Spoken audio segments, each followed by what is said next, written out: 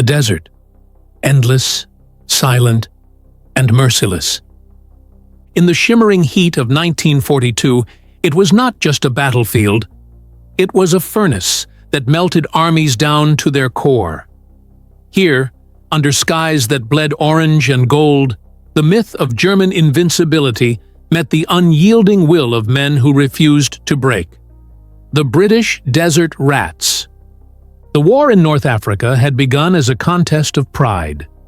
One side armed with the legend of Blitzkrieg, the other burdened with defeat. When the Afrika Korps rolled across Libya, their tanks carved new lines into history.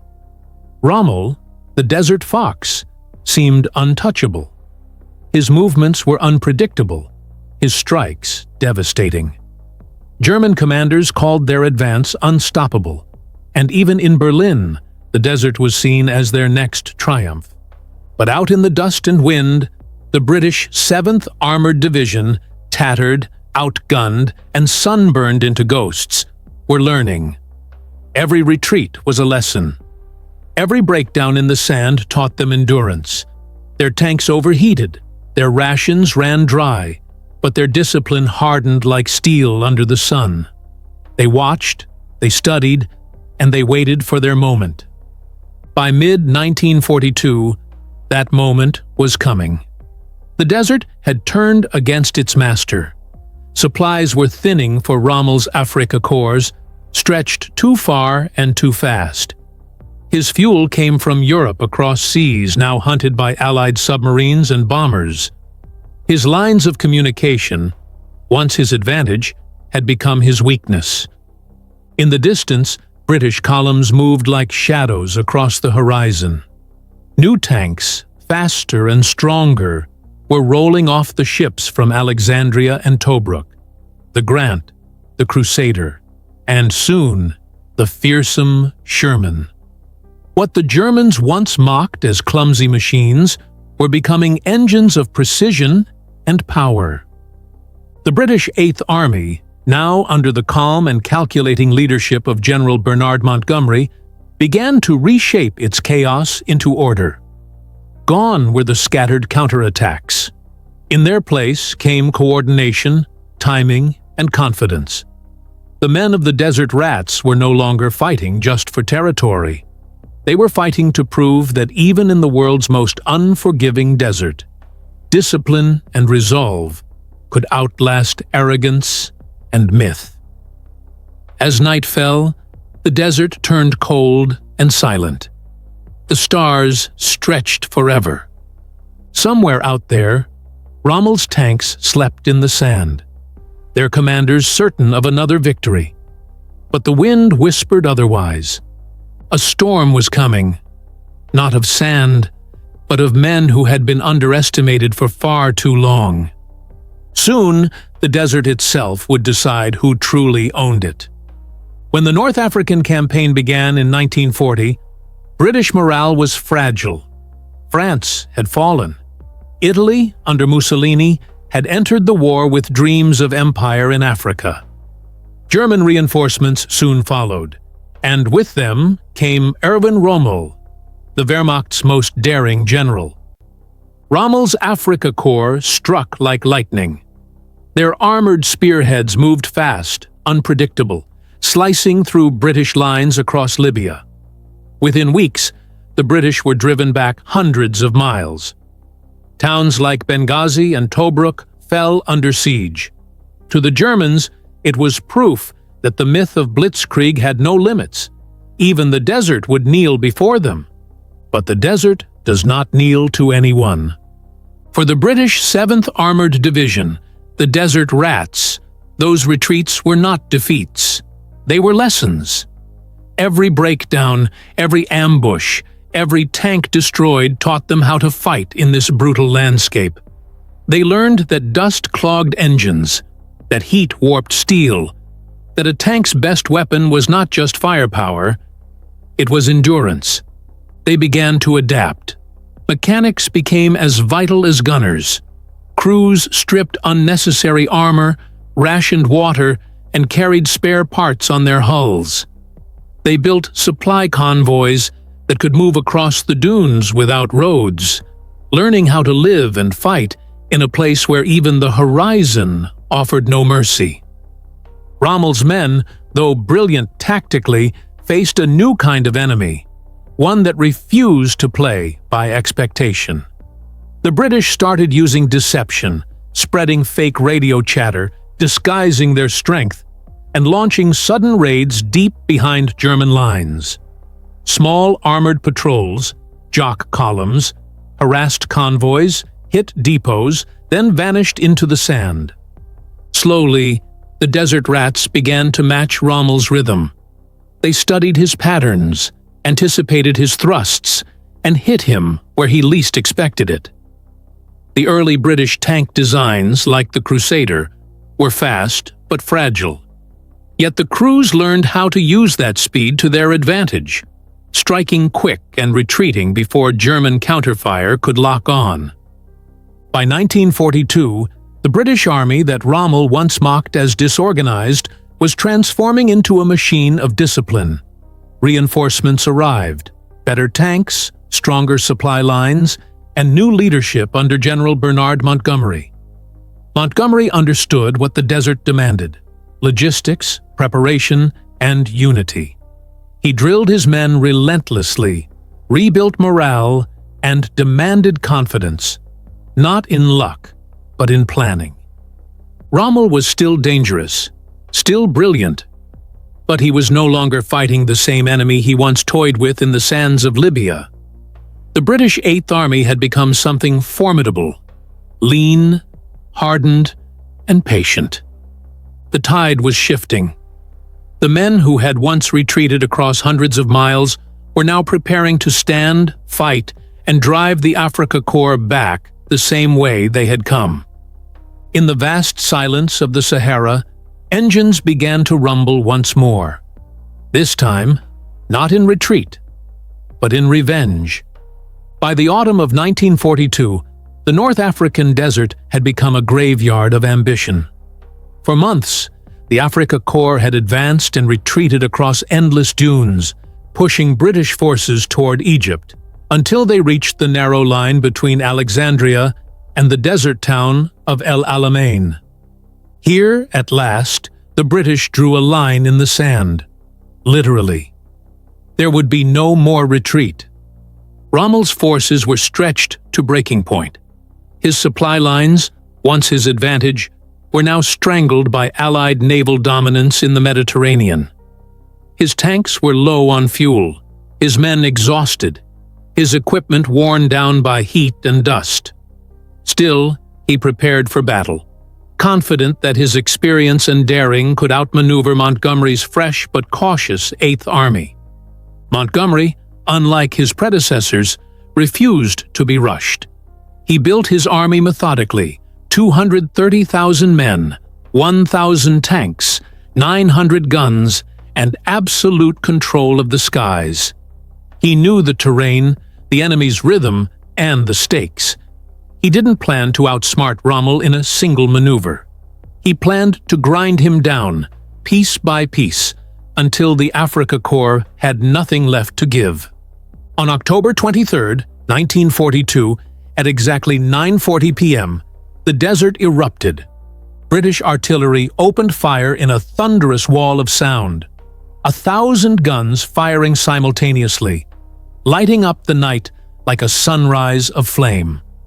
The bombardment rolled across the sand for 5 straight hours, tearing apart German minefields and shocking enemy lines. The sky over El Alamein burned red. Then came the armor. Wave after wave of British and Commonwealth tanks pushed forward, breaking through Rommel's defenses. The Desert Rats led the assault. Veterans who had once fled from these same enemies now drove directly into the heart of their lines. The fighting was brutal, relentless, and personal. Rommel's men counterattacked with everything they had. The deadly 88mm guns, the backbone of German defense, cut through tank columns with precision. The battlefield became a furnace of steel and fire. But this time, the British didn't break. Montgomery's plan was not about speed. It was about endurance. For 12 days, the Eighth Army pressed forward, tightening the noose. Every mile gained was bought with smoke, shrapnel, and blood. The Afrika Korps was being crushed not by surprise, but by attrition. On November 2nd, Montgomery launched Operation Supercharge, the final push. British tanks, including the newly arrived Shermans and Grants, punched through the weakened German flanks. The lines buckled, and Rommel, realizing his fuel and reinforcements were gone, ordered a retreat. For the first time, the Desert Fox was outfoxed. The British had mastered the terrain, the logistics, and the patience that the desert demanded. As Rommel's troops withdrew west toward Tunisia, the men of the Desert Rats watched them go, knowing that they had done what once seemed impossible. The legend of German invincibility had been broken on the sands of El Alamein, and with it, the tide of the war began to turn. Churchill would later say, "Before Alamein, we never had a victory. After Alamein, we never had a defeat." He was right. The desert had chosen its victor. The victory at El Alamein shattered the illusion of Axis dominance in North Africa. For the men of the Eighth Army, it was vindication. Months of retreat, hardship, and humiliation had been avenged. But the price was staggering. Tens of thousands lay dead or wounded across the desert, and the blazing wrecks of tanks stretched for miles like steel tombstones under the sun. The wind howled through empty foxholes. The desert, once ruled by Rommel's swift and surgical warfare, was now a graveyard of his army's ambition. Rommel himself had been forced to leave the battlefield before its end, evacuated to Germany for medical treatment, suffering from exhaustion, jaundice, and despair. He knew what few dared admit. The Afrika Korps was dying, not from defeat alone, but from starvation and isolation. By the time he returned in early 1943, the situation was beyond saving. His supply lines were gone, cut by Allied naval power and constant air raids. Every convoy from Italy was intercepted, every tank and truck burned before it reached the front. The once proud Ghost Division was now fighting with half-empty fuel tanks and scavenged parts. The Allies pushed relentlessly westward, from Egypt into Libya, then into Tunisia. Each town became a last stand, each retreat more desperate than the last. At Tripoli, Rommel's men barely had the strength to destroy their own depots before abandoning them. By March 1943, they were cornered in Tunisia, outnumbered, outgunned, and out of hope. Rommel pleaded with Hitler to withdraw the army to Europe, to save the remnants of his force for the defense of the continent. Hitler refused. He demanded that North Africa be held at all costs. Rommel, knowing that meant annihilation, made the hardest decision of his career. He left. He turned over command and returned to Germany, broken, disillusioned, and fully aware that the end was near. By May 1943, over 250,000 Axis troops surrendered in Tunisia, the largest capitulation since Stalingrad. For the Germans, it marked the death of the Afrika Korps. For the British and their Commonwealth allies, it was more than just a victory. It was redemption. The men who had been mocked as amateurs by German commanders, the same soldiers who had been forced to retreat for 2 years, had finally proven themselves against one of the greatest tacticians in history. But for many, triumph brought little joy.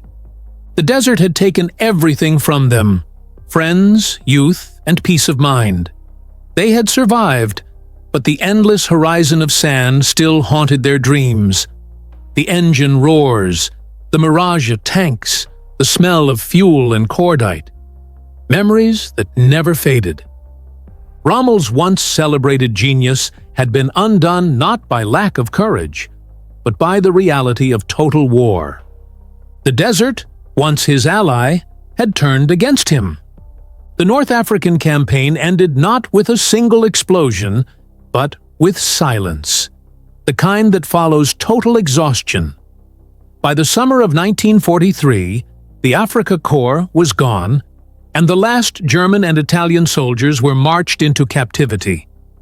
The desert, once filled with the thunder of engines and artillery, returned to its eternal stillness. Yet from that silence, legends were born. Erwin Rommel, the Desert Fox, became one of the most studied commanders in modern history, admired even by his enemies. His mastery of maneuver warfare, his speed, and his audacity rewrote how armored tactics were understood. He had shown the world that war was not just about numbers, but about timing, deception, and willpower. But his brilliance could not overcome the reality of logistics, the lifeblood of war. Without fuel, without food, and without air cover, even the most gifted commander could not fight fate. The British, once battered and retreating, had evolved under fire. The Eighth Army, an army of British, Australian, New Zealand, South African, Indian, and Free French soldiers, proved that discipline, patience, and coordination could triumph over even the most feared adversary. Their victory at El Alamein did more than liberate North Africa. It revived Allied morale at a time when the outcome of the war still hung in the balance. It became the foundation for the invasion of Italy and later the liberation of Europe. For the men who fought there, the desert would never be forgotten. Many carried its ghosts for the rest of their lives. The glare of the sun, the constant thirst, the hum of engines in the night. They had faced not just the enemy, but the elements themselves, and endured.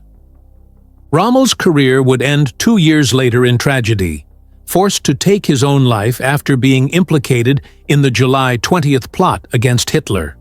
But even in death his legend endured, as both a master tactician and a soldier of honor, trapped in the machinery of a doomed regime. The Desert War taught the world that courage alone was not enough, that wars are won not only by heroes, but by strategy, endurance, and sacrifice. And though the dunes of North Africa have long since buried the tracks of the Ghost Division, their story still echoes in the wind, a reminder of how swiftly fortunes can rise and fall under the burning sun. If you were moved by this story, honor the men who fought under that relentless desert sky. Like, share, and subscribe to WWII Heroes Legends, where true stories of courage, strategy, and survival are brought back to life. Because in every battle, every name, and every sacrifice, the legacy of valor never dies.